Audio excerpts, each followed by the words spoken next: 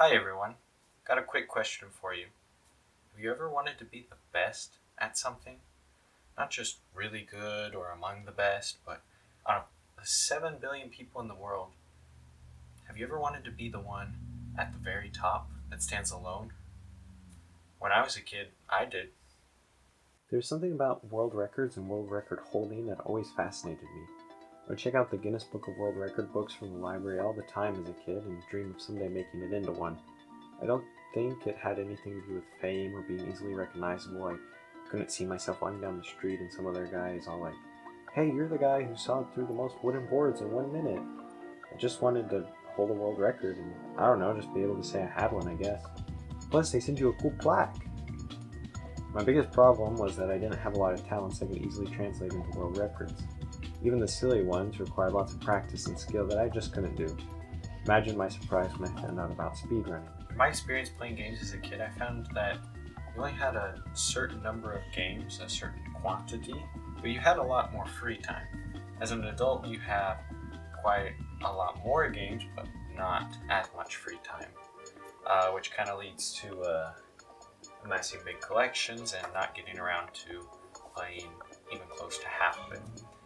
Because this was the case when I was a kid, and I would just kind of play the same games that I had over and over and would get really good at them. Enter the Ratchet Clank series. These were some of the first games that I remember playing and loving as a kid. They were fun action platformers with crazy worlds to explore and dozens of awesome weapons to collect. After you beat the game, you would be given the option to replay it, keeping everything you earned from the previous mission. Plus, there would be extra weapons, better versions of weapons, currency multipliers, and other cool secrets and challenges. These were perfect for a kid like me that didn't have a lot of games to play.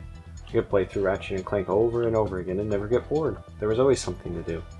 I have a save file on an old memory card somewhere where I got literally everything in each of the PlayStation 2 games. As you can see, my copies have seen a lot of love from me and have certainly seen better days. When I was a kid, I got so good at the second game, Ratchet Clank Going Commando, I was convinced that I could beat the entire thing in less than a day. I never really tried until much later though, and I would even time myself and found out I could beat the entire thing in about 2.5 hours at one point. Alright, back to speedrunning. Speedrunning is the act of playing and beating a game in the fastest time possible. This includes the use of any glitches, exploits, or any other means that doesn't include actual hacking of the game. Learning about this as a kid got me stoked. I was good at video games. Surely there was one that I could be a world record holder for. The more I looked into speedrunning though, specifically Ratchet & Clank, I realized that even for how fast my times were, I would never be able to hit those world records unless I literally dedicated my life and time to it. Until one day. You see, I routinely return to the Ratchet & Clank games a few times a year to kind of relive nostalgia or something.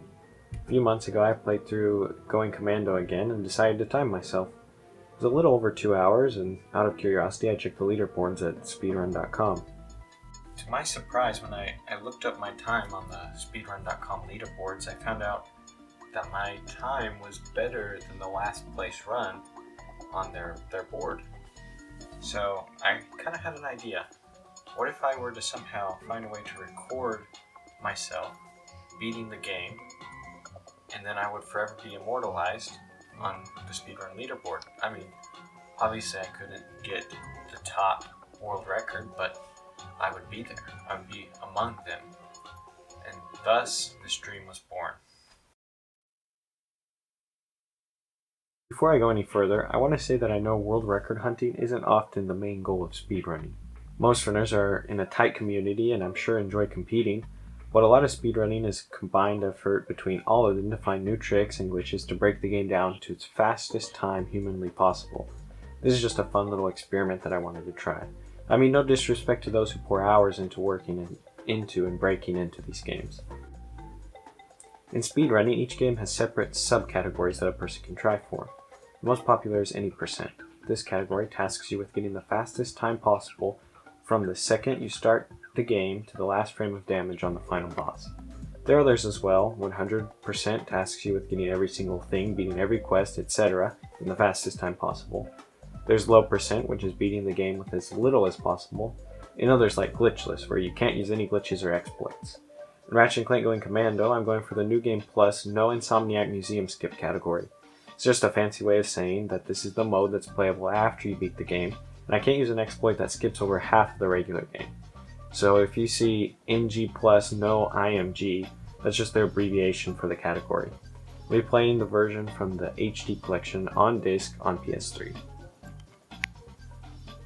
A big part of speedrunning are the glitches. The one I use the most in this run is the wrench hover. If you change the game into its unlockable first-person mode, double jump, and throw your wrench continually, Ratchet will begin to climb any solid surface. This is used to skip major portions of the game and save tons of time. Then there's a little skip exploit. In Planet Tabora, you need to find 10 crystals and give them to this guy to repair your ship. There's a little trick where you can go into the shortcuts menu, go back to Planet Barlow, and as long as you don't go back to Tabora, your ship will be fixed for the rest of the game. There are a few minor other ones that still help save a lot of time, but I'll get into those a little later. Setting up everything was kind of a nightmare. I'm not going to pretend that I understand all the technical parts of this stuff, but there's some kind of encryption that doesn't allow you to capture directly from a PS3's HDMI for some reason. My TV doesn't have component ports, so figuring all that out was a nightmare. I did get it to come up on screen, but it flickered like every 10 seconds. Speedrunning requires a lot of precision, so having your screen go black continually makes it pretty hard. Luckily, I was able to find a small old TV in our house that ended up working out pretty well for what I was trying to do. I could have probably just uploaded a one and done run with nothing new and made it above the last place person on the board, but I wanted to set a goal for myself.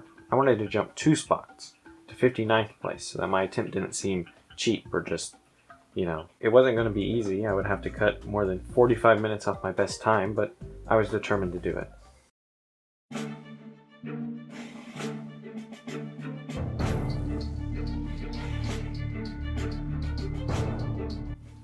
Before starting anything, I wanted to go through the game taking the route I normally do to see what kind of time I could get.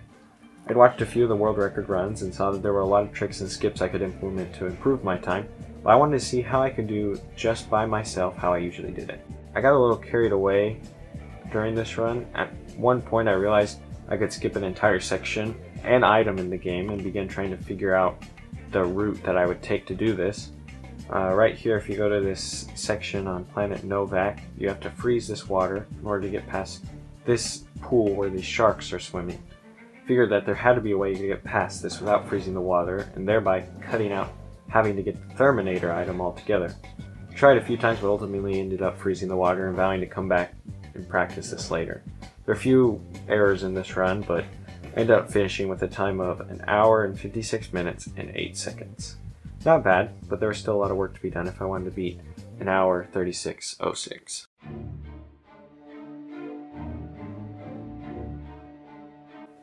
First one was probably the best time I'd ever gotten in the game up to that point, but I hadn't hit my goal.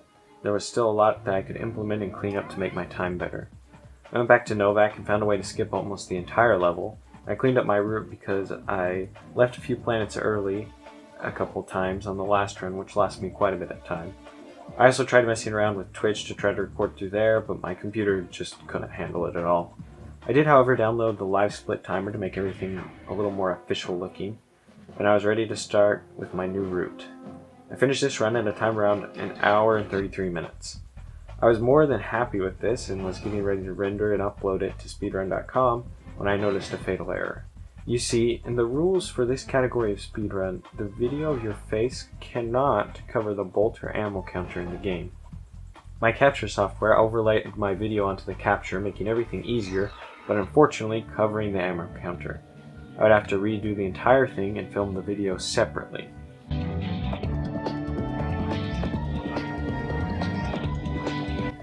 My new setup was a mess.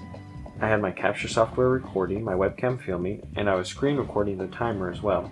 All this was going to be put together in post, but I was finally getting everything together. Found a few new skips in Endako and Bolden to try to make my time even better. I also did my timer to have splits in order to make it as interesting as possible. My goal here was to try to get my time under 1 hour and 30 minutes. Everything was going pretty good on this run until I got to Planet Gorn. Can't tell you exactly what happened. I think I pressed start on one of the frames before the cutscene loaded, and it froze my game. I ended up having to hard reset everything, costing me about 3 minutes. Time ended up being actually worse than Run 2, even with all the new skips and time saves. Run 4 actually went completely smoothly until I watched the footage back. For some reason, my capture software captured the footage a lot slower than I actually played it. The video ended up being over 2.5 hours long. I also made a few horrible mistakes on this one. The boss fight with Giant Clank on the moon took like 5 minutes extra than it needed to. All of this led up to one final run.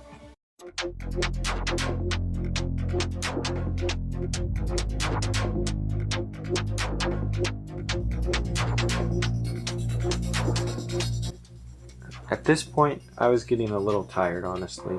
All these errors in software and recording and just playing the game honestly were kind of wearing on me at this point. I love this game and speedrunning it was fun, but I wanted to get my run recorded, edited, and uploaded. Thankfully, run 5 went exactly how I wanted it to. There were a few mistakes, and if I grinded out a little more, I probably could have gotten a better time. For now, this is what I was sticking with. 1 hour, 25 minutes, and 38 seconds.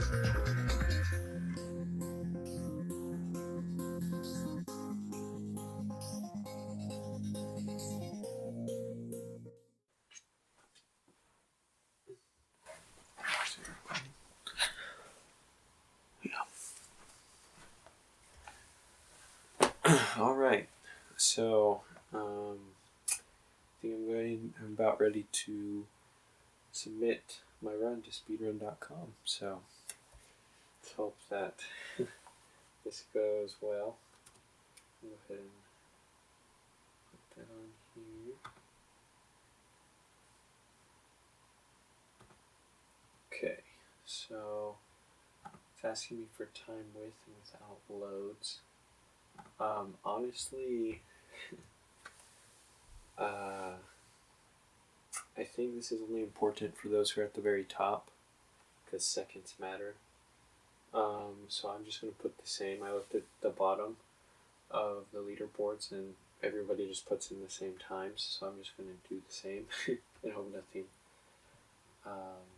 bad happens.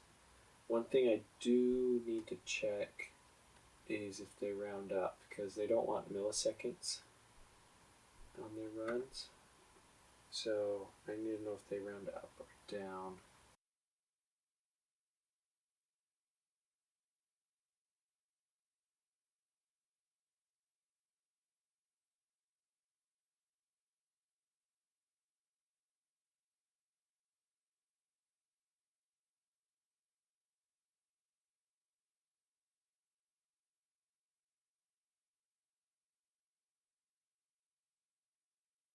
Alright, well, that was quick. It looks like it's been verified.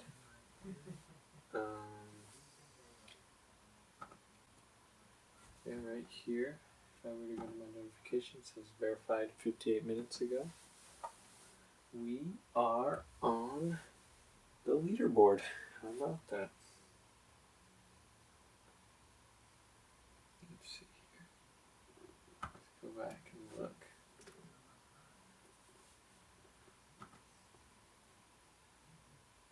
Yeah, there I am, 59th place. That's awesome. So, it worked. That's super exciting.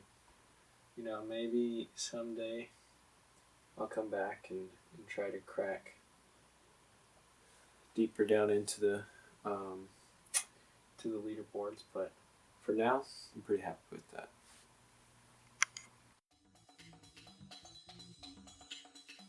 So that's going to just about do it for this episode of Forrest's Room. Thank you so much for watching if you've made it this far. If you've liked what you saw, please consider liking or subscribing to the channel. It will really help me out as I'm trying to get this off the ground. Also, if you're interested in watching the actual speedruns that I did, I uploaded a couple of them to Channel 9 Archive. I'll link to that in the description if you're interested in watching. But thank you so much for watching. I'll see you next time.